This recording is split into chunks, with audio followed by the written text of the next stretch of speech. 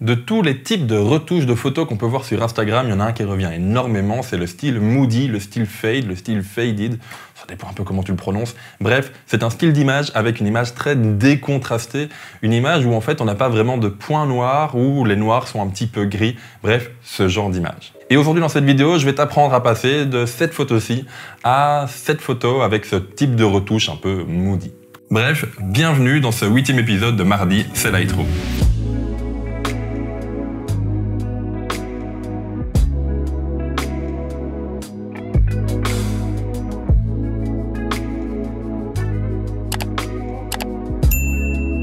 Alors comme à chaque fois qu'on applique un style de retouche, évidemment il faut que ça corresponde au type d'image. Ici ce style moody, ce style un petit peu décontrasté, il faut que ça corresponde à une image qui soit pas trop saturée. Si vous prenez une image dans un environnement où il y a beaucoup de couleurs, ça va peut-être pas forcément correspondre. Ou en tout cas, la recette que je vais vous donner aujourd'hui va pas correspondre à 100%, il faudra l'adapter un petit peu. Et évidemment, comme à chaque fois, les réglages que je vais vous donner ici vont dépendre de la photo que je vais utiliser. Il ne faut pas les appliquer telles quelles, c'est juste une base de réglage, à vous de les adapter à vos situations. Ok, on se retrouve donc dans Lightroom avec une photo qui est déjà post-traitée.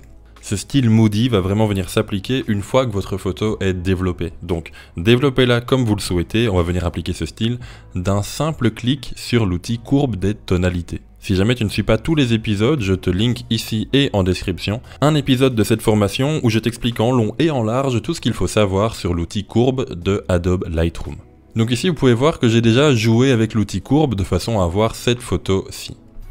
Mais si vous souhaitez appliquer ce style moody, c'est ici que ça va se jouer. Vous allez devoir faire ce qu'on appelle un cut dans les noirs. Un cut dans les noirs, c'est tout simplement le fait de rehausser toute la partie noire de votre photo, de votre histogramme, on le voit ici au-dessus à droite, de venir vraiment le déplacer vers la droite pour que les noirs soient en réalité gris. En fait, c'est même là l'essence de ce style, c'est un style qui est totalement décontrasté, donc on va essayer que les hautes lumières tendent vers le gris et pas vers le blanc, et également les noirs, on va essayer qu'ils tendent vers le gris et non pas vers le blanc. Et donc tout ça va se jouer avec la courbe, tout simplement. Vous allez venir prendre le point noir, donc le point le plus à gauche de votre ligne de courbe, et vous allez venir l'augmenter un tout petit peu. Donc on voit ici, regardez en haut au niveau de l'histogramme, plus j'augmente, plus la partie noire recule vers la droite de l'histogramme. Par contre, je vous conseille quand même de ne pas trop monter, car sinon ça donne des petits artefacts bizarres dans les zones d'ombre, on peut le voir notamment ici, où notamment ça devient vraiment un peu blanc comme ça dans les zones noires et c'est pas beau du tout.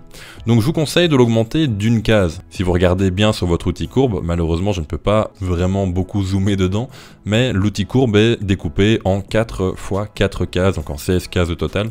Je vous conseille de l'augmenter à la première ligne. Mais également de créer d'autres points comme j'ai pu faire ici, tout simplement en cliquant sur la courbe pour venir augmenter un tout petit peu le niveau général de la courbe. Alors de nouveau, comme pour chaque style, il n'y a pas une recette miracle, c'est un style dont il faut s'inspirer et dont il faut appliquer au cas par cas sur chacune de ces photos. Ici, je trouve que cette courbe-là correspond bien à l'image. Si on voit l'avant-après, ça, ce sont les retouches basiques que j'avais fait sur l'image. Et ici, les retouches dans ce style moody.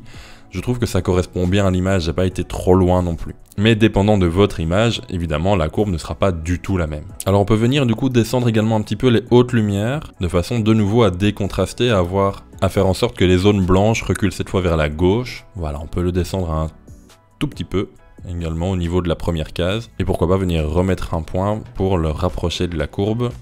Et le descendre un tout petit peu, voilà. Donc ici on a vraiment bien sur l'avant-après l'application de ce style qui est un style qui est totalement décontrasté et qui se voit fort au niveau de l'histogramme. Ici quand on regarde l'histogramme, toutes les nuances sont vraiment très regroupées, tout est au milieu. Tandis que sur la photo d'origine qui est sur cette photo là, et du coup vous voyez le RAW original, ici l'histogramme est beaucoup plus étendu. Donc ici la photo avec le style moody, et on voit au niveau de l'histogramme. Ici, la photo originale, on voit vraiment que l'histogramme est beaucoup plus étendu et donc beaucoup plus contrasté. On peut essayer également avec cette deuxième photo. Ici, du coup, c'est de nouveau une image prise à Florence. Eh bien, le principe est le même. Je vais venir augmenter un petit peu ma courbe des noirs. Hop, un tout petit peu. Et ça va vraiment fort se marquer au niveau de l'avant-plan. Regardez un petit peu ici la différence de teinte entre le feuillage à gauche dans la photo avec la retouche originale et la photo à droite. On passe vraiment de noir à gris. Et pareil, si je descends un petit peu les hautes lumières, elles vont vraiment descendre vers le gris, et ça va fortement se voir au niveau du ciel cette fois, et fatalement au niveau du bâtiment, où on voit ici le dôme qui est vraiment vers le blanc, alors qu'ici c'est plus grisâtre. Donc voilà, le secret, il est vraiment ici, dans ce style moody, c'est au niveau de la courbe de tonalité, monter la pointe des noirs, monter le point des noirs, et descendre le point blanc. Et une fois que c'est fait, vous avez votre style. Voilà, vous l'aurez vu, c'est pas très compliqué au final d'adopter un style moody sur vos photos. C'est même tout bête au final. Comme à chaque fois, comme chaque style photo, n'en abusez pas, utilisez-le avec parcimonie. J'ai casé le mot parcimonie, je suis assez fier de moi.